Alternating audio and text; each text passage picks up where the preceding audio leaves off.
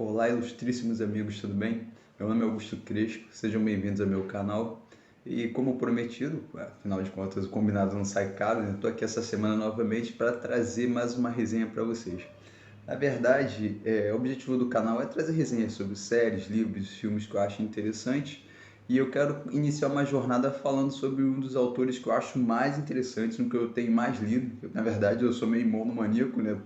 Tipo, eu tenho a fase C.S. Lewis, eu vou lendo todos os C.S. Lewis. Eu estou numa onda agora de ler literatura russa. Então, pegando Dostoiévski, Gogol, aí vai embora. Entendeu? Eu dei até uma parada no C.S. Lewis por causa disso, porque senão você acaba ficando preso a um autor só, né? Mas eu queria trazer até uma forma de retornar a essas leituras é fazendo essas resenhas. Então eu queria conversar com vocês sobre a coleção da Thomas Nelson, que é uma belíssima coleção, os livros são de capa dura, os livros são bem bonitos. E eu tenho aqui, eu não tenho a coleção completa, eu tenho 14 livros dessa coleção, eu já li os 14, eu não tenho os outros porque eu dei uma parada justamente de ler C.S. Lewis até para ler outras coisas, né? Mas assim que eu concluir a completar a coleção, eu vou trazer a resenha de todos eles. Por enquanto, eu vou fazendo, uma vez por semana e tal, a resenha dos livros que eu já tenho aqui. Vou apresentar brevemente os livros que eu tenho, só para a gente ver o que a gente vai encarar pela frente aí, né, nessa maratona. Tem aqui, ó, Cartas a Malcolm. Os mais recentes eu não tenho. Deus no Banco dos Réus.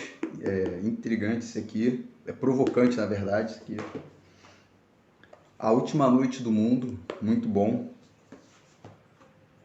Os Quatro Amores, bem interessante também. Todos eles são bem legais. Claro que eu tenho meus preferidos, né? Mas todos eles são muito bons. Cristianismo Puro Simples, um clássico. Reflexões Cristãs, O Peso da Glória, George MacDonald,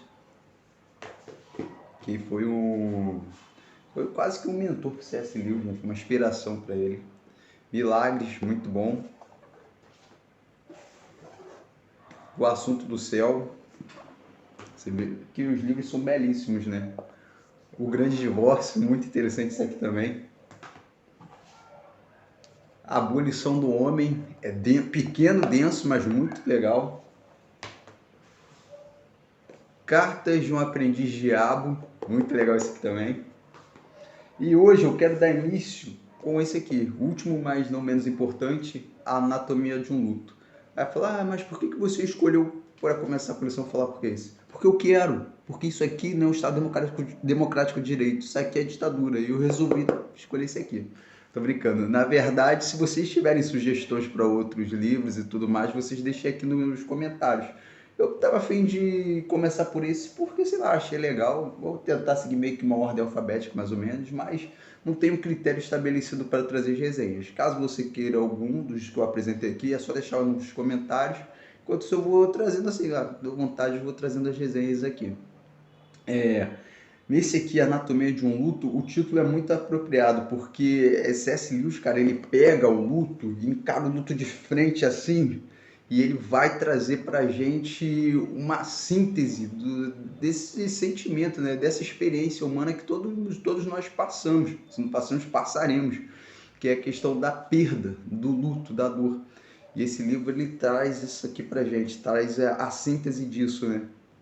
É, Cara, esse livro ele é belo e ao mesmo tempo ele é triste, porque o C.S. Lewis ele perde uma conexão que ele tinha uma conexão com uma pessoa, uma conexão profunda que ele tinha com uma pessoa que ele amava muito, que era a esposa dele. E ele mergulhado, envolto essas emoções de dor e essas emoções de perda, de luto, de tristeza, ele mergulha na escrita e ele faz uma síntese desses sentimentos e desse turbilhão de coisas que a pessoa passa quando vivencia a experiência da dor. E ele traz pra gente, então, a anatomia é bem, esse nome, né, é bem apropriado, porque ele vai dissecar de fato a dor e essa experiência que ele passou perdendo a pessoa que ele amava, né? E é interessante porque esse livro, ele mostra que quanto mais você ama uma pessoa, mais você sofre com a perda dela.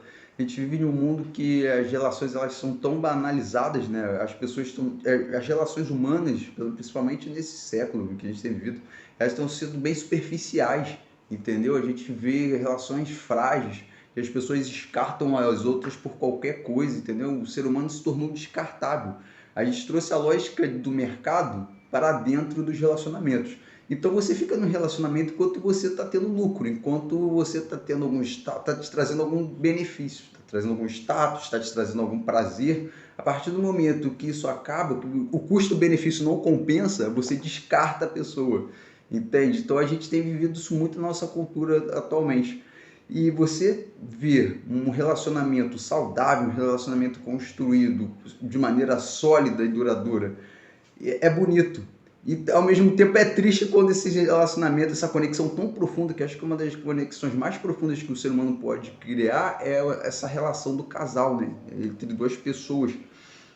Tanto é que a Bíblia vai falar pra gente, em Gênesis 2, que é como se Deus celebrasse o primeiro casamento. Deus traz Eva para Adão, une os dois, realiza aquela cerimônia de casamento dos dois, e Deus fala para Adão e Eva o seguinte: agora vocês são uma só carne.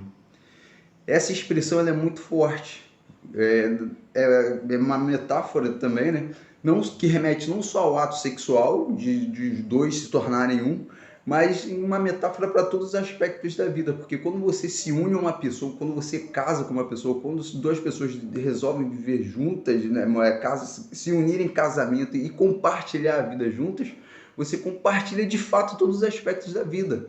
Aspectos financeiros, você compartilha aspectos emocionais, espirituais, tipo, tudo, social, tudo fica fundido porque vocês passam a caminhar juntos, a compartilhar a vida de maneira bem profunda. Então, talvez seja uma das relações humanas mais profundas, seja a questão do casamento.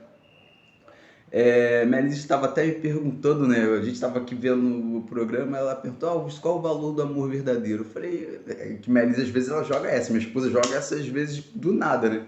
Eu falei: olha, o amor verdadeiro não tem como você mensurar, porque é como se perguntasse qual o valor da vida. É algo profundo demais, entendeu? Não tem como mensurar a questão do amor verdadeiro. E quando você perde esse amor verdadeiro, você mergulha no luto. E C.S. Lewis ele vai vivenciar esse processo. Ele chega a questionar a Deus justamente por ter perdido o amor da vida dele, por estar passando por aquela dificuldade. Isso abala, de certa forma, as estruturas dele, porque você perde o eixo, né? E esse livro vai trazer isso aqui pra gente. Tem um momento do livro que em vários momentos, na verdade, você vê como ele está desorientado e como ele, de certa forma, perdeu as bases dele, porque ele está sentindo, vivenciando esse momento, vivenciando essa dor. É como se uma analogia, os dois passam a ser uma só carne. Quando você perde a outra pessoa, é como se você tivesse amputado parte de você, entendeu? Se tivesse perdido um membro, você perdeu uma perna. A partir daí você tem que realinhar toda a sua vida, tem que reconfigurar toda a sua vida e tem que viver agora com esse vazio, que a pessoa não está mais lá do seu lado, entende? Então esse livro ele vai mostrando isso pra gente, você vai acompanhando o C.S. Lewis em vários estágios, e eu achei que foi uma maneira muito generosa ele compartilhar isso com a gente, porque é uma coisa muito íntima, né? E ele coloca isso aqui. Eu acho que todo mundo vai se identificar por isso, porque todo mundo vivenciou algum momento do estágio da dor, da perda. Então, eu acho que todos se identificam lendo esse livro. Não tem como você não ler esse livro, não se identificar em alguma coisa que ele falou. E depois de C.S. Lewis vivenciar o luto, a tristeza, ser tomado por todas essas emoções dolorosas, né? De ter questionado a Deus e tudo mais, os judeus até dizem que você pode até brigar com Deus, mas você não pode terminar o dia de mal com ele. Então, depois de viver todo esse questionamento, ele chega a conclusões que eu acho muito interessantes. Uma delas é que, uma metáfora que ele usa, é como se a esposa dele fosse um presente e Deus fosse o presenteador. E nós, como cristãos, nós encaramos que toda a vida é um presente. Tudo que nós temos foi dado por Deus. É pela graça, entende? Foi recebido, fomos presenteados por Deus com o dom da vida. E ele faz outras metáforas que eu acho interessantes. Diz assim, na página 91, ele coloca a esposa como se ela fosse o jardim e Deus o jardineiro, como se ela fosse uma espada e Deus fosse o ferreiro. E ele diz o seguinte: assim, avanço do jardim ao jardineiro, ou seja, ele vai mudando o foco, né, da esposa. E que às vezes quando a gente está no processo de luto e tudo mais, a gente entra meio em uma visão de túnel, né? A gente só foca naquilo ali. E ele amplia a visão dele para a criação, para algo maior, para o Criador. Então o foco dele vai para o Criador nesse aspecto. Vou voltar para a leitura que é melhor. Assim, avança do jardim ao jardineiro, da espada ao ferreiro. A vida vivificante e a beleza que faz belezas. Ela está nas mãos de Deus.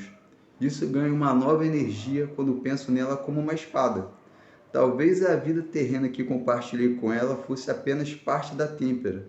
Agora, talvez, Deus cerre nela o punho, pese a nova arma, trace relâmpagos com ela no ar, uma reta lâmina de Jerusalém.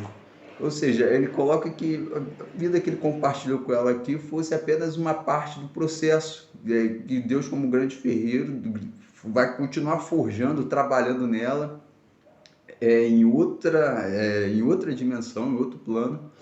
E nós cristãos, nós sabemos que a vida não se encerra aqui, né? Nós cremos que a vida, a morte, ela não é o fim. A ressurreição, nós cremos a ressurreição como um fato, a ressurreição de Cristo como um fato histórico, e é uma esperança e é uma fé que nós temos de que todas as coisas no final vão terminar bem, entende? Que é uma promessa de Jesus, que no final toda lágrima, todo choro, ele próprio vai enxugar e não haverá mais choro, não haverá mais dor, não haverá mais pranto. Então, esse livro vale muito a pena você ler, porque, como eu falei no início, ele é triste por alguns aspectos, mas ele é belíssimo também, então, altamente recomendado. E se você quer deixar alguma sugestão para um próximo livro, série, filme, é só deixar aqui nos comentários, beleza? Vou deixar um link aqui também na descrição, caso você queira adquirir o livro. E é isso, meus amigos, até a próxima, fiquem com Deus, forte abraço.